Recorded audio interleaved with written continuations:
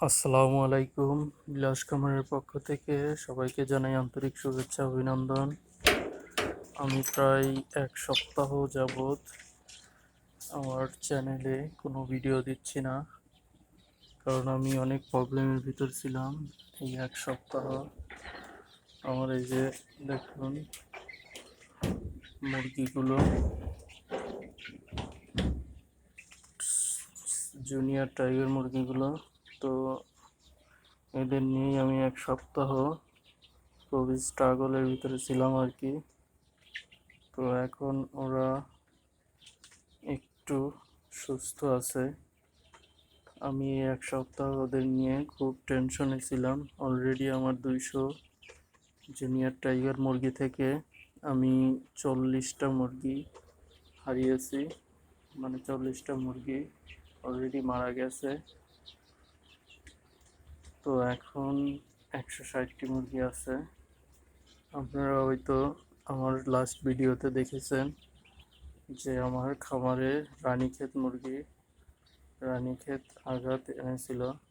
তো রানীক্ষেতে আক্রান্ত হওয়াতে আমার 40টি মুরগি মারা গেছে। আর শুধু এই 40টি মুরগি নয়, আমার যে সিনিয়র টাইগার মুরগি 100টি ছিল, সেই মুরগিগুলোও আক্রান্ত হয়েছিল। তো ও মুরগিগুলো থেকে আমি 57টি মুরগি বিক্রি করেছি, যা একদম অর্ধেক দামে বলা যায়। আর কিছু মুরগি বাড়ির উপর বিক্রি করেছি। তো মোটামুটি আমার 100 মুরগি প্রায় 120 কেজি, 100 মুরগি তো নয়, 97টা ছিল। তো 97টা মুরগি প্রায় 120 কেজি ছিল ওজন। তো মার্কেট মূল্য 255 টাকা থাকলেও তা আমাকে দিয়েছে লাস্ট মুহূর্তে 200 টাকা কেজি করে, যেটা এখন যাই হোক ওরা হয়তো হোটেলে বিক্রি করেছে। তো ওই মুরগিগুলো আক্রান্ত হয়েছিল জাস্ট, মানে কি বলবো, ধরুন আমি দুপুরের দিকে মানে দেখলাম, তো দুপুরের দিকে আক্রান্ত হয়েছে। তো আমি বুঝতে পারলাম 2-4টা মুরগি যখন ওরা উঠতে পারতেছে না, পাখাগুলি ছেড়ে দিয়ে চোখ বন্ধ করে ঝিমাচ্ছে, তখনই আমি বুঝতে পারলাম যে এই মুরগিগুলোকে আমি হারাতে চলেছি। এরাও আক্রান্তর শিকার হয়েছে অলরেডি। তো তখন আমি বাড়ির উপর কিছু মুরগি সেল করে দিতে লাগলাম। তো দিতে দিতে এক পর্যায়ে আমার মুরগিটা 20-25টা মুরগি সেল করে দিয়েছি। তারপরেও আমার মুরগি মারা গেল, সাথে সাথে 8-10টা মুরগি মারা গেল। আর রাত্রে মুরগি আরও 7-8টা মারা গেল। তো সকালে এর ভিতরে আমি একটা পাইকার ঠিক করে সকালে মুরগিগুলো আমি তাদের হাতে হস্তান্তর করলাম। তো তারা আমাকে দাম মিটালো 220 টাকা, বাট দিল 200 টাকা।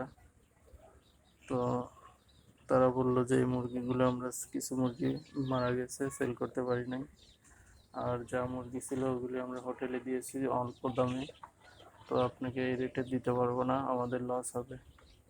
তো তখন আমি তাদের বললাম, আচ্ছা আপনাদের মনে বিবেকে যা হয় তাই দেন, বাট আমি এমনিতেই ক্ষতিগ্রস্ত। তো আমি আর কথা না বাড়াইয়া তাদের কথাই মেনে নিলাম।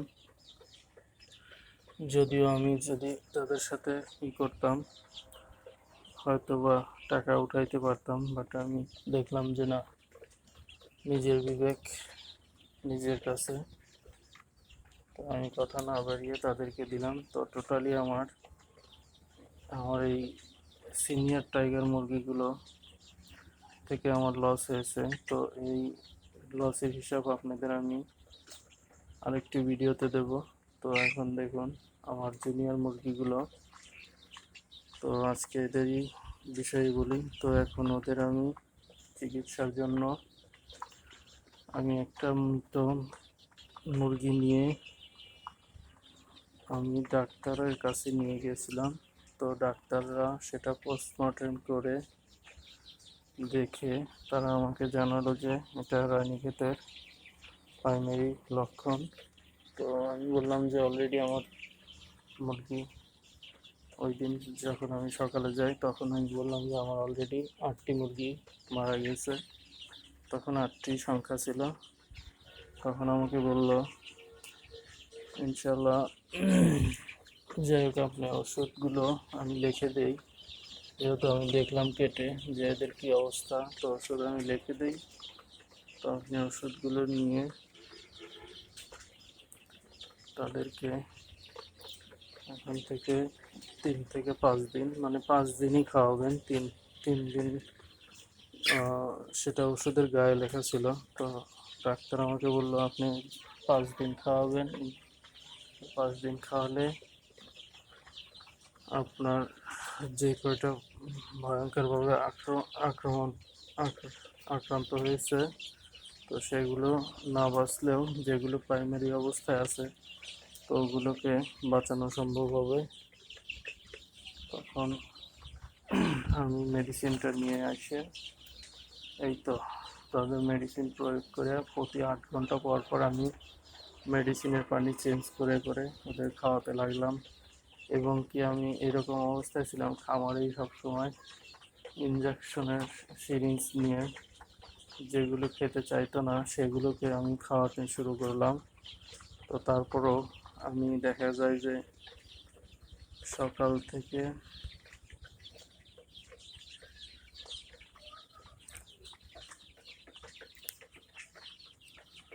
তো সকালে হয়তো রাত্রে আমি শুতে যেতাম, সকালে এসে দেখতাম যে 8, 10টা, 12টা করে মারা গেছে। আবার সকালে সব কিছু ট্রিটমেন্ট করে আমি আধা ঘন্টা 1 ঘন্টার জন্য গোসলখানা বা খাইতে যাইতাম, তখন আবার ঘুরে এসে আবার দেখতাম 8, 10টা করে নেই।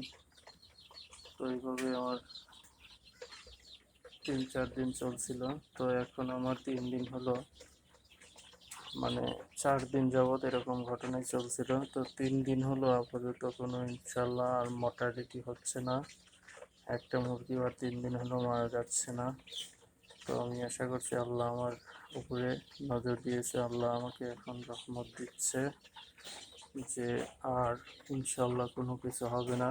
তো আমি পরবর্তীতে আমার এই যে এই পাশে ছিল মুরগিগুলো, এই পাশে লম্বা ছিল, তো এই পাশে একটা বেড়া ছিল। তো এই বেড়াটা আমি খুলে দিয়েছি, খুলে দিয়ে এখানকার বালু আমি চালছি। তার আগে আমি এখানকার বালুটা চেলে নিয়েছি। এই বালুটা পরিষ্কার করে এখান থেকে ওদের এখানে শিফট করেছি। তারপরে ওই পাশেটা পরিষ্কার করে তারপরে এই পুরোটার জায়গায় আমি ওদের ছেড়ে দিলাম। তো এখন মোটামুটি ওরা ঘুরে বেড়াচ্ছে, খেলছে, খাচ্ছে, কোনো রকম অরুচি ভাব নেই। তো ইনশাল্লাহ আল্লাহ রহমত করেছে। তো এখন আমার মুরগিগুলো ইনশাল্লাহ বলা চলে সুস্থ আছে। এখন আল্লাহই ভালো জানে আমি মুরগিগুলোকে এইভাবে কীরকম দামে বিক্রি করতে পারবো, আর কতদিন পরে বিক্রি করতে পারবো। তো আপনারা আমার জন্য দোয়া করবেন আমি যেন মুরগিগুলোকে ভালো দামে বিক্রি করতে পারি। তো আমার মুরগিগুলো থেকে অনেক টাকা লাভ হওয়ার কথা থাকলেও আমি লসের সম্মুখীন হয়েছি। তো যাই হোক, আমি আসলে প্রথম অবস্থায় আমি অনেক কিছুই হয়তো অনেক খামারির চেয়ে বুঝতেই পারি না। আমি প্রাইমারি অবস্থায় কেবল শিখছি। তো আমার হয়তো এই দেশের ভিতরে ভুল ছিল, তো ভুল থেকেই মানুষ শিক্ষা নেয়। তো আমি শিখে নিলাম। তো এর পরবর্তীতে হয়তো আল্লাহ আমাকে এরকম ক্ষতির সম্মুখীন হতে দেবে না। তো আপনারা দোয়া করবেন। আর ভিডিও না বড় করি, তো আপনাদের এরকম একটা প্রতিবেদন দেওয়ার জন্যই আমি আজকে ভিডিওটা করলাম, যে আমি কি প্রবলেমটা ফেস করেছিলাম এই 6-7 দিন। তো সেই জন্য আমি আপনাদের নতুন কোনো ভিডিও দিতে পারি নাই। তো আপনারা আমাকে ক্ষমার দৃষ্টিতেই দেখবেন। আবার এখন থেকে আমি চেষ্টা করব আপনাদেরকে আবার নিয়মিত ভিডিও দেওয়ার। আর আমার যে রানীক্ষেতে আমি যেভাবে আক্রান্ত হয়েছি, যতটুকু আমি ভিডিও পাচ্ছি সেগুলো আপনাদের মাঝে আমি খুব শীঘ্রই তুলে ধরবো। তো আপনারা আমার সাথেই থাকবেন আর আমার জন্য দোয়া করবেন। আর ভালো থাকবেন। আসসালামু আলাইকুম।